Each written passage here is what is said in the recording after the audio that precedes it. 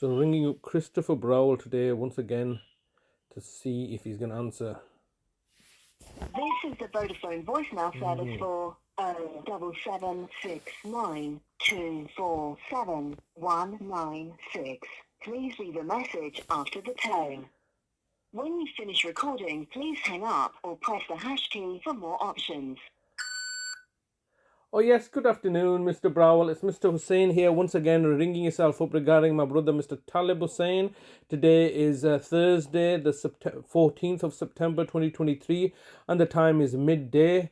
And I see that once again now you've switched off your phone, no doubt, under instructions from your seniors, because you did answer my call initially. You know the fact that I've previously been calling through the city mental health team switchboard as a courtesy to yourself, considering I had your mobile number. And when you've told them not to take my calls anymore, you've not written out to me anything regarding my brother to date. You've simply passed on a message to them not to ring you up. I've then subsequently proceeded to ring you up every single day. Initially, you spoke to me, said you'll get back to me, and then obviously now you've switched off your phone and I'm forced to leave messages. Now, if it wasn't for the fact that I'm recording these messages myself and have a copy of them, you would never acknowledge any of these calls. You would say, nope, they simply don't exist, we don't have them. But it's a good thing that I have recorded all my calls and all my interactions with yourself, because I knew from day one that you were on a malevolent agenda. You think I'm stupid or something? When you kicked us out of the city in the height of the coronavirus, you've abducted my mother, you're doing all these shenanigans year upon year, decade upon decade now. This is the second decade that's going on that the local authority have been targeting and victimizing me because of your failures in adult social care. You've not made any provisions in adult social care, particularly for the minority Asians and blacks, the BAM community. You simply say you're pocketing all that money and then telling everybody that, look, you need to do social care, it's so expensive and you have obligations. No, this is just not lies. The reality is that you're pocketing this money in order to justify your own existence, in order to get money out of the taxpayers to say that we're looking after the elderly and the vulnerable.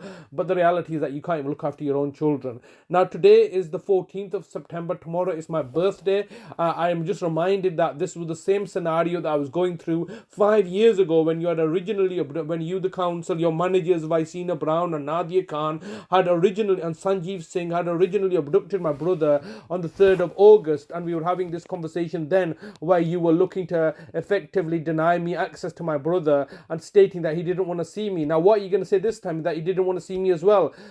You've got no legal basis to do any of this stuff. You know it, I know it. All you're doing is acting like gangsters, buying off the judges and the police force and murdering and plundering in order to justify your own paychecks and pay existence. This is not acceptable. It's my brother's birthday tomorrow. What could possibly be the reason that I'm denied access from seeing my brother now? Has he said anything? No. Obviously, I have no idea what kind of state he's in. But my brother loves me. I love my brother. All right. And I've been caring for him. No. It's because the house was dirty. All right. And it was unsanitary, unclean. And that's why you no longer get any rights to see your brother under police bail conditions that you, the council, have set. When the reality is that you, for a number of years, were taking the money. What did you think was going to happen? You were anticipating that I would have a carer meltdown, okay? A carer meltdown and attack my brother, and then you were going to come across as the saviors, wasn't you? That didn't happen. I never attacked my brother. I never hurt my brother. I've been endlessly trying to resolve the situation, whilst you cunningly and slyly in the background have been liaising with the GP practices, sabotaging my relationship with the GP practices, my own GPs, my brother's GPs, my sister's GPs, and previously my mother's GPs, in order to antagonize and create a narrative that best serves your agenda. You're fabricating a narrative that I am being unreasonable, aggressive to professionals, and that something needs to be done about this in order to curb my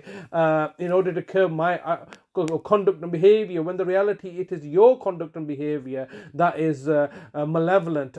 You've tried then previously to take the matter to the High Court, have me registered as lacking mental capacity myself by buying off Justice Cobb and Justice Cohen in the murder of my mother, and so that situation was ongoing then. It all fell apart. I'm being more than reasonable with yourself. Every day, every week that goes by is a week that you've been saving on social care money, haven't you? Since £410.70. This is the argument that I made with Mr. Mark Truin back in August 2012, over 11 years ago. And the situation hasn't really changed. You've been pocketing all that money, then you've decided to pocket all my trust fund money. Now you've been pocketing all my brother's benefit money. Also, you could be in charge of the financial control. It's my brother's birthday. Why would you not allow me access to my brother? How is that in his best interest? How is it in his best interest to be in an environment where he has no reassurances from his family, namely myself, in order to assist him? I am just reminded that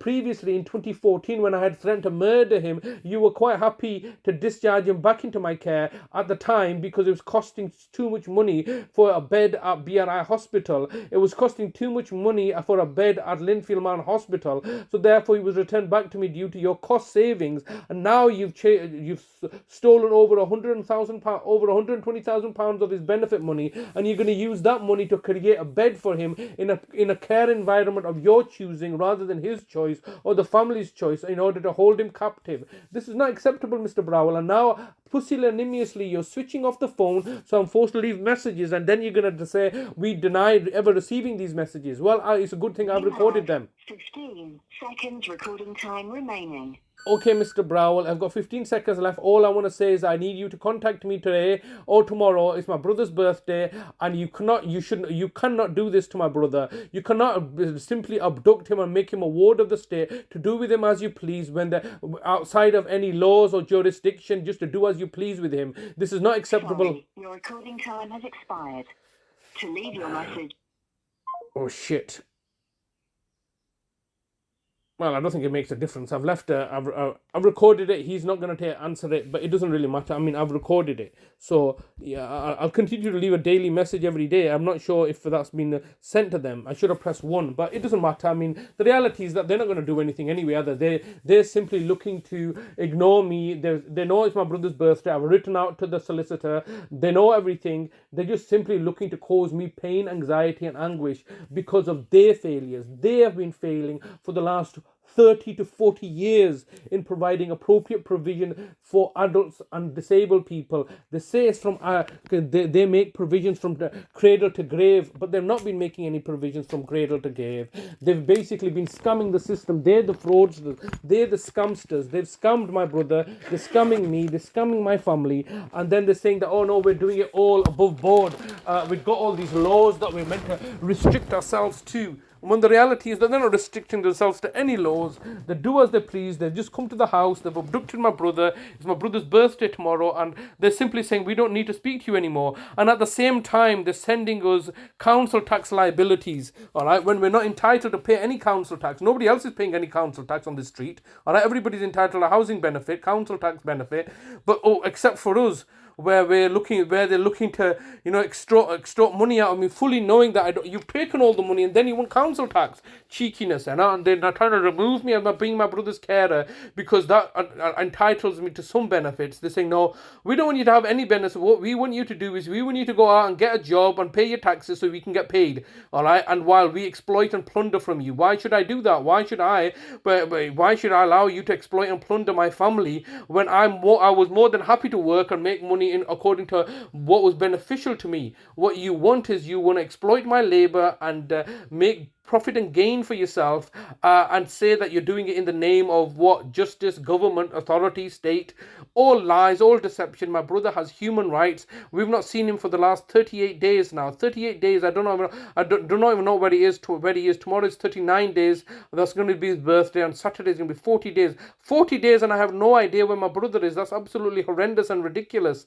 And they're just simply sitting now because we don't know what to do. We were supposed to send you to prison. We were supposed to remand you in custody. We were supposed to do all these things. They all failed. That was how we were going to win. We wanted you to kick off while we abducted your brother, and that would have allowed us to have authority because we would have said you're being violent. And because I was not violent, I did as I was told. I went to the police station and then they had to release me because I had not been threatening or violent or aggressive, or I did not allow them to be escalate the matter any further. I de-escalated the matter, did as I was told. I waited and they had to release me because I was not being aggressive to anybody. or no doubt would have remanded me. But for what? For what would they have remanded me? The house is dirty. The house is dirty because you won't give us you're instructing the housing association not to give us a tenancy agreement, because once we get a tenancy agreement, you have to pay us housing benefit and council tax benefit, which you're looking to deny us. So it's all coordinated. It's all a coordinated attack by the authorities, and it's despicable.